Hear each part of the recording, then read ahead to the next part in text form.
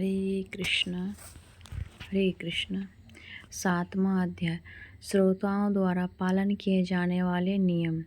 सूत जी बोले, सौनक, शिव पुराण सुनने का व्रत लेने वाले पुरुषों के लिए जो नियम हैं उन्हें भक्ति पूर्वक सुनो। शिव पुराण की पुण्यमयी कथा नियम पूर्वक सुनने से बिना किसी विघ्न बाधा के उत्तम फल की प्राप्ति होती है।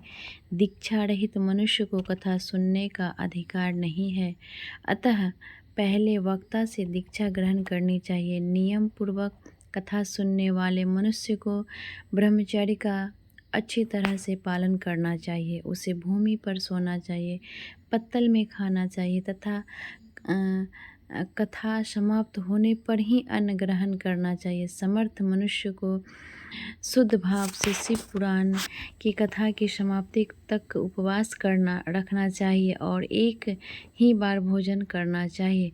गरिष्ठ अन्न, दाल, जला अन्न, सेम, मसूर तथा बासी अन्न नहीं खाना चाहिए। जिसने कथा का व्रत ले रखा हो उसे प्याज, लहसुन, हींग, गाजर, मादक वस्तु तथा आमिष कही जाने वाली वस्तुओं को त्याग कर देना चाहिए। ऐसा मनुष्य प्रतिदिन सत्य, सोच, दया, मौन, सरलता, विनय तथा हार्दिक उदारता आदि सद्गुणों को अपनाए तथा साधु संतों की निंदा का त्याग कर नियम पूर्वक कथा सुने। सकाम मनुष्य इस कथा के प्रभाव से अपनी अभिष्ट कामना प्राप्त करता है और हरे कृष्ण और निष्काम मोक्ष प्राप्त करता है। सभी स्त्री पुरुषों को विधि विधान से शिव पुराण की उत्तम कथा को सुनना चाहिए। महर्षि शिव पुराण की कथा पर श्रोताओं को भक्ति पूर्वक भगवान शिव की पूजा की तरह पुराण पुस्तक की पूजा भी करनी चाहिए तथा इसके पश्चात विधि पूर्वक वक्ता का भी पूजन करना चाहिए। पुस्तक को रखने के लिए नया और सुंदर बस्ता बनाएं। पुस्तक व वक्ता की पूजा के उपरांत वक्ता की सहायता हेतु बुलाए गए पंडित जी का भी सत्कार करना चाहिए। कथा में पधारे अन्य ब्राह्मणों को भी अन्य धन का दान दें। गीत, वाद्य और नृत्य से उत्सव को महान बनाए। विरक्त मनुष्य को कथा समाप्ति पर गीता का पाठ करना चाहिए तथा गृहस्थ को श्रवण कर्म की शांति हेतु होम करना चाहिए। होम रुद्र संहिता के श्लोक द्वारा अथवा गायत्री मंत्र के द्वारा करें। यदि हवन करने में असमर्थ हो तो भक्तिपूर्वक शिव सहस्त्र नाम का पाठ करें।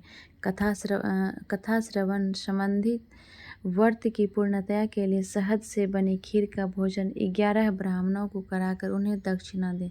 समृद्ध मनुष्य 3 तोले सोने का एक सुंदर सिंहासन बनाए,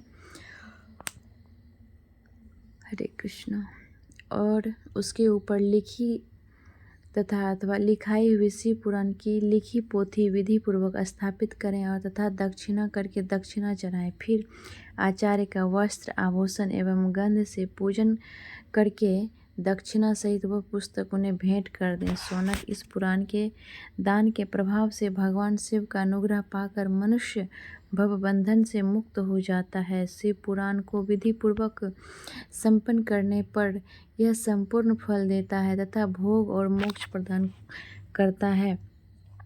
मुने, शिव पुराण का सारा महात्म्य जो संपूर्ण फल देने वाला है मैंने तुम्हें सुना दिया है। अब आप क्या सुनना चाहते हो? श्रीमान, शिव पुराण सभी पुराणों के माथे का तिलक है। जो मनुष्य सदा भगवान शिव का ध्यान करते हैं, जिसकी वाणी शिव के गुणों की स्तुति करती है, जिनके दोनों कान उनकी कथा तथा उनका जीवन सफल हो जाता है, उनकी कथा सुनते हैं उनका जीवन सफल हो जाता है, वे संसार सागर से पार हो जाते हैं। वे लोग इहलोक और परलोक में सदा सुखी रहते हैं।